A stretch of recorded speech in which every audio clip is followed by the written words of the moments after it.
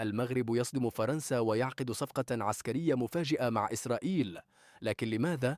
السلاح الجديد ليس مجرد مدفع، إنه وحش متحرك قادر على قلب موازين المعارك.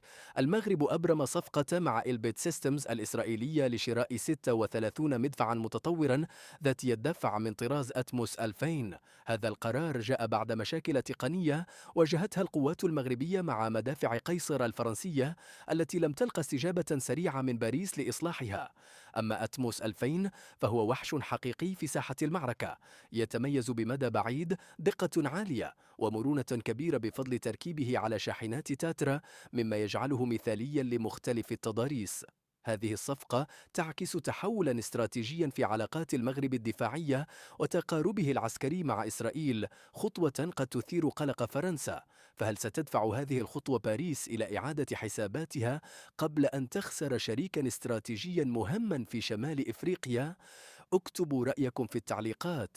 لا تنسوا الإعجاب والمتابعة للمزيد من الأخبار العسكرية المشوقة.